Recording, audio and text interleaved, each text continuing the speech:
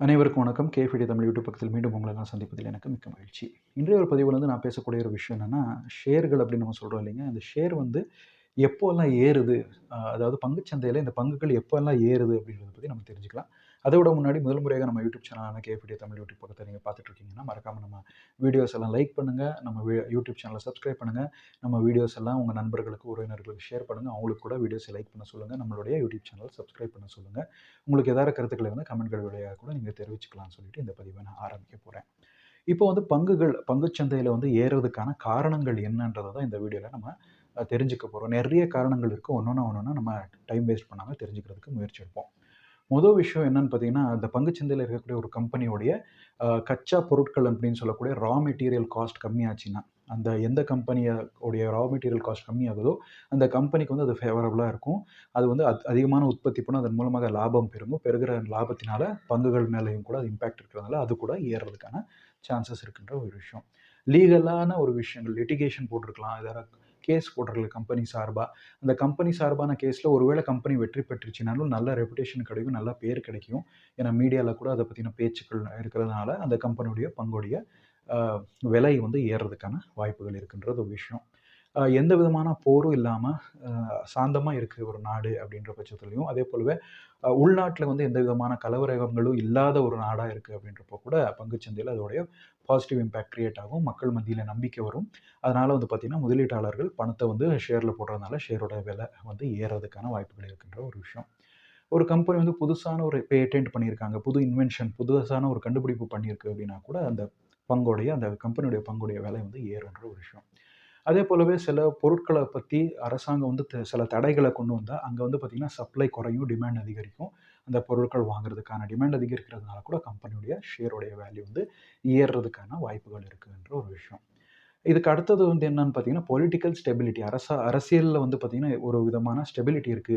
தொடர்ந்து வந்து பார்த்தீங்கன்னா, ஒரு கட்சியே வந்து ஜெயிச்சுக்கிட்டே இருக்கு. தொடர்ந்து ஆட்சி அமைச்சுக்கிட்டு கொண்டே இருக்கின்றதுனால, எந்த விதமான மாற்றங்களும் இல்லாம இருக்கிறதுனால கூட பங்குச்சந்தையில அதோடைய இம்பாக்ட் வந்து பாசிட்டிவா இருக்கு. பங்குகள் வந்து ஏறுறதுக்கான வாய்ப்புகள் இருக்குன்ற ஒரு விஷயம்.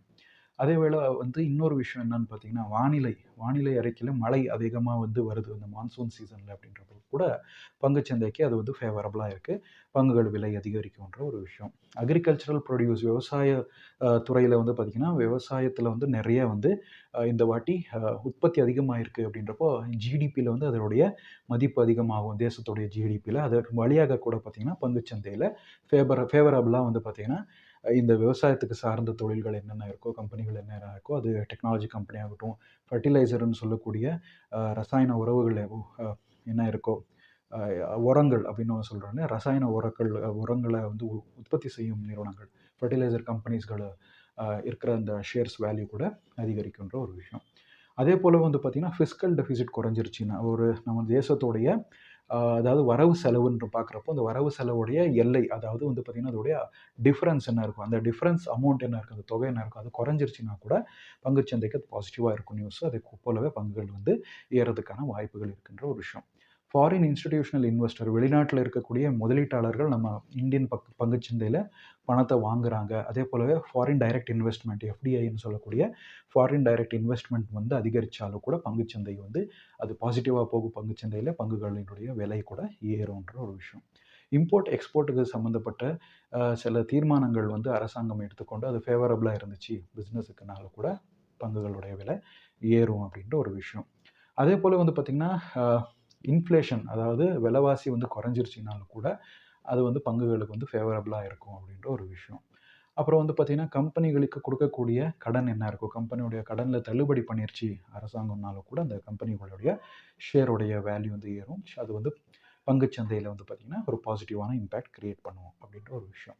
நல்ல ரிசல்ட் குடுத்திருக்க ஒரு கம்பெனி, அதே மாதிரி நல்ல டிஸ்ட்ரிபியூஷன் வச்சிருக்கு. அதே போலவே பங்குகள வந்து பை பேக் பண்ணுது கம்பெனி அப்படின்றப்போ, கம்பெனி மேல நம்பிக்கை வர்றதுனால, அ அதன் வழியாக கூட கம்பெனியுடைய வேல்யூ ஷேருடைய மதிப்பு வந்து ஏறுறதுக்கான வாய்ப்புகள் அதிகரிக்கும் அப்படின்ற ஒரு விஷயம்.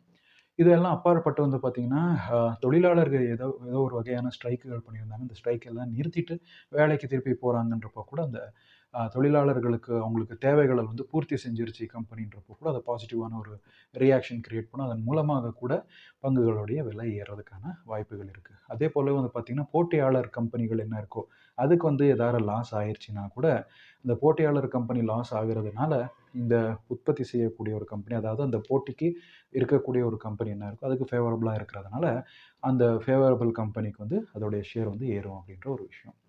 இதை தவிர்த்து வந்து பார்த்திங்கன்னா நிறைய விஷயங்கள் இருக்குது. நான் ஒரு பட்டியலே போட்டிருக்கேன். ஃபாரின் எக்ஸ்சேஞ்ச் வந்து அதிகமாச்சுனாலும் கூட கம்பெனிகளுக்கு கம்பெனியுடைய ஷேர்களுடைய விலை வந்து ஏறும் அப்படின்ற ஒரு விஷயம்.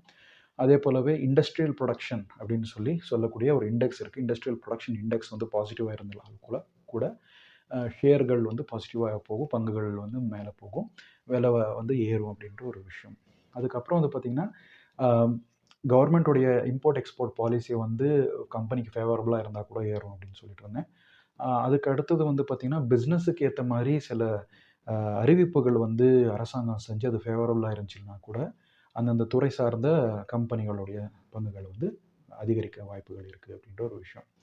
இதை அப்பாற்பட்டு ஸ்டாட்டிஸ்டிக்ஸ் ஒரு கம்பெனியுடைய, அதாவது ஒரு நாடுடைய ஸ்டாட்டிஸ்டிக்ஸ், தேசத்துடைய ஸ்டாட்டிஸ்டிக்ஸ், பொருளாதாரம் நல்லா இருக்குது, ஜிடிபி நல்லா ஸ்டேபிளாக இருக்குன்றப்போ கூட ஏறுதுன்றப்போ கூட கம்பெனிகளுடைய ஷேர்களுடைய விலை கூட ஏறும். ஏன்னா பாசிட்டிவான ஒரு நியூஸாக இருக்குது, பங்குச்சந்தையில் அது பாசிட்டிவாக கருதப்படுகிறது அப்படின்ற ஒரு விஷயம். இதுக்கு அப்பாற்பட்டு ருப்பியோட வேல்யூ வந்து அதிகரிச்சிருச்சு, டாலருக்கு எகென்ஸ்டாக ருப்பி வந்து ஏறிடுச்சுன்னா கூட பங்குச்சந்தையில் பாசிட்டிவான இம்பேக்ட் இருக்கும். ஆனால் இம்போர்ட் எக்ஸ்போர்ட் பிஸ்னஸுக்கு வந்து லாஸஸ் வந்து இருக்கும் அப்படின்ற ஒரு விஷயம். ஸோ இந்த மாதிரி நிறைய விஷயங்கள் இருக்குங்க. அதாவது வந்து பார்த்திங்கன்னா க்ரூட் ஆயில் அப்படின்னு சொல்லக்கூடிய கச்சா எண்ணெயின் விலை குறைந்தால் கூட பங்குச்சந்தை வந்து பாசிட்டிவாக இருக்கும், பங்குகள் விலை வந்து ஏறும். ஸோ இந்த மாதிரி பல விதமான விஷயங்கள் வந்து நம்மளால் பார்க்க முடியுது. உள்நாட்டு பிரச்சனைகள், கலவரங்கள் எதுவும் இல்லாமல் ஃபேவரபுளாக இருக்குது, பிஸ்னஸுக்கு அது சூட்டபுளாக இருக்குது. பாலிசிஸ் எல்லாம் ஸ்டேட் பாலிசிஸ் ஆகட்டும், அல்லது வந்து பார்த்திங்கன்னா மத்திய அரசுடைய பாலிசி வந்து ஃபேவரபுளாக இருக்க ஒரு கம்பெனிக்குனாலும் கூட இந்த கம்பெனியோடைய ஷேர் வேல்யூ வந்து ஏறுது அப்படின்ற ஒரு விஷயம். வெளிநாட்டில் போய் லிஸ்ட் ஆகக்கூடிய, நான் சொன்ன மாதிரி நாஸ்டாக், என்எஸ்சி அப்படின்னு சொல்லக்கூடிய உலகத்தில் இருக்கக்கூடிய பங்குச்சந்தையில் போய் ஒரு கம்பெனியுடைய லிஸ்டிங் ஆகுதுனால கூட அந்த கம்பெனிக்கு வந்து நிறைய ஃபேவரபுளாக இருக்குதுன்னு சொல்லி கூட அதில் விலைகள் வந்து ஏறும், ஷேரோட அதாவது பங்குகளுடைய விலை ஏறும். டேக்ஸஸில் வந்து எக்ஸம்ஷன் கிடச்சிருக்கு அப்படின்ற பட்சத்தில் எஃப்என்டோ செக்டரில் வந்து அந்த கம்பெனியோடைய ஷேர்களை வந்து இனிமேல் ட்ரேடிங் பண்ணலாம் அப்படின்னு செபி வந்து உத்தரவு கொடுத்தாலும் கூட அந்த கம்பெனியோடைய பங்குகள் வந்து அதிகரிக்கும், அதாவது விலை வந்து ஏறும் அப்படின்ற விஷயம். ஸ்டாக் ஸ்பிளிட், அந்த கம்பெனி வந்து தங்களுடைய ஷேரை வந்து ஸ்பிளிட் பண்ணுறாங்க. 100 ரூபா ஷேரை வந்து 10 ரூபாயாக மாற்றுறாங்க. ஒரு ஷேருக்கு 100 ரூபா இருந்தது, 10 ரூபாய்க்கு ஒரு ஷேருன்னு வச்சு 10 ஷேரை விற்றாலும் கூட என்னாகும், அந்த ஷேரோடைய விலை குறைஞ்சதாக இருக்கிறதுனால நிறைய பேர் அதை வந்து வாங்குறதுக்கு முன் வருவாங்க. அதன் மூலமாக கம்பெனிக்கு அது லாபகரமாக இருக்கும். அந்த பணத்தின் வழியாக கூட கம்பெனியோடைய ஷேருடைய தொகை வந்து ஒரு நீண்ட காலத்துக்கு அப்புறம் வந்து மறுபடி ஏறுமுகத்தில் வந்து ஏறுறதுக்கான வாய்ப்புகள் இருக்குது அப்படின்ற ஒரு விஷயம்.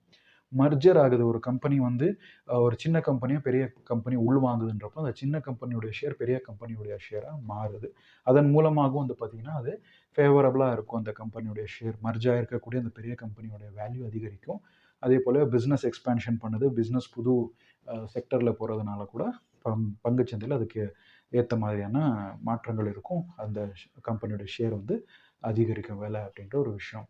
அதுக்கப்புறம் வந்து பார்த்திங்கன்னா ஏதாவது ஒரு ரெஸ்ட்ரிக்ஷன் இருக்குது ப்ராடக்ட்ஸில் அப்படின்றப்போ கம்பெனியோட ப்ராடக்ட்டில் டிமாண்ட் அதிகரிக்கும். அந்த டிமாண்ட் அதிகரிக்கிறதுனால கூட ப்ராடக்ட்ஸ் வந்து வாங்குறதுக்கு ஜனங்கள் வந்து மக்கள் வந்து போகிறதுனால வந்து அந்த கம்பெனியோடைய டிமாண்டுக்கு ஏற்ற மாதிரி கம்பெனியோடைய ஷேர் விலையும் கூட ஏறதுக்கான வாய்ப்புகள் இருக்குது. ஏன்னா ப்ராஃபிட் அதிகமாகும் டிமாண்ட் அதிகமானது அப்படின்றதுனால. ஸோ இந்த மாதிரி சில காரணங்கள் என்னென்ன இருக்குது அப்படின்னு நம்ம பார்த்தோம். இதனால் வந்து ஷேர்ஸ் எல்லாம் ஏறுது அப்படின்றதெல்லாம் நம்ம பார்த்தோம். பிஸ்னஸ் டேக் ஓவர் ஆகும்போது கூட ஷேர்ஸ் வந்து ஏறும். அதான் சொன்ன மாதிரியே இந்த மர்ஜரில் ஒரு நிறுவனம் இன்னொரு நிறுவனத்தை வாங்குறதுக்கு வழியாக, அதே போலவே பிஸ்னஸ் டேக் ஓவரில் வந்து அப்பாவுடைய அந்த பிஸ்னஸ் எம்பையர் வந்து பையன் வந்து அதை தொடர்ந்து கண்டினியூ பண்ணுறாங்க அப்படின்றது கூட வந்து பார்த்திங்கன்னா அடுத்த தலைமுறைக்கு இந்த ஜென்ரேஷன் வந்து விட்டு கொடுக்குது. பழைய ஜென்ரேஷன் அந்த அடுத்த தலைமுறை வந்து பாசிட்டிவாக அதை கொண்டு போகுது, நல்ல கவனிப்பாக அதை வந்து செஞ்சுருக்காங்க, பாஸ்ட் பர்ஃபார்மன்ஸ்லாம் பார்த்து பாசிட்டிவாக இருக்குன்றப்போ கூட அதுக்கேற்ற மாதிரி பங்குச்சந்தையில் அதோடைய ரியாக்ஷன் இருக்கும். அந்த பங்குகள் விலை வந்து ஏறும் அப்படின்ற ஒரு விஷயம். அதே போலவே வந்து பார்த்திங்கன்னா செக்டர் வந்து மாறி போச்சுன்னா, இப்போ ஃபினான்ஷியல் செக்டரில் இருக்கக்கூடிய கம்பெனி பிஸ்னஸை வந்து மாற்றிக்கிட்டு மேபி மேனுஃபேக்சரிங்க்கு வந்து போயிருக்கலாம், அல்லது வந்து பார்த்திங்கன்னா அது பேங்கிங்குக்கு வந்து போயிருக்கலாம், பேங்கிங்கில் இருந்து ரியல் எஸ்டேட்டுக்கு போயிருக்கலாம். இந்த மாதிரி பிஸ்னஸ் மாற்றங்கள் ஆகிறதுனால செக்டர் வைஸான சேஞ்ச் ஆகிறதுனால கூட பங்குகளில் வந்து அதனுடைய பங்குகளில் விலைவாசி அதிகமாகும். அதே போல் வந்து பார்த்திங்கன்னா டீமர்ஜர் ஆகிற ஒரு விஷயம், கம்பெனிக்குள்ளேயே வந்து பார்த்திங்கன்னா நிறைய சப் கம்பெனிஸ்லாம் இருக்கும், குரூப் ஆஃப் கம்பெனிஸ் நம்ம சொல்கிறோம். அதில் வந்து பிரிவானாலும் கூட அந்த பிரிவான கம்பெனி நல்லா வேல்யூபிளாக இருந்துச்சுன்னா கூட அதோடைய ஷேர் வந்து அதிகரிக்கும், ஏறும், பங்குச்சந்தையில் நல்ல பாசிட்டிவான ரியாக்ஷன் கொடுக்கும் அப்படின்றத பார்க்குறோம். ஸோ இதை வந்து பார்த்திங்கன்னா எதுக்கு பங்குகள் வந்து ஏறுது, இதனால் என்னென்ன ரீசன்ஸால் பங்குச்சந்தையில் பங்குகள் ஏறுதுன்றதை பற்றி நம்ம தெரிஞ்சுக்கிட்டோம். இந்த பதிவு உங்களுக்கு பிடிச்சிருந்தால் லைக் பண்ணுங்கள். மீண்டும் இன்னொரு சுவாரஸ்யகரமான பதிவோடு சந்திக்கும் முறை உங்களிடம் விடைபெறுவது கேஎஃப்டி தமிழ் யூடியூப் சேனல் சார்பாக உங்கள் சந்தேஷ். நன்றி, வணக்கம்.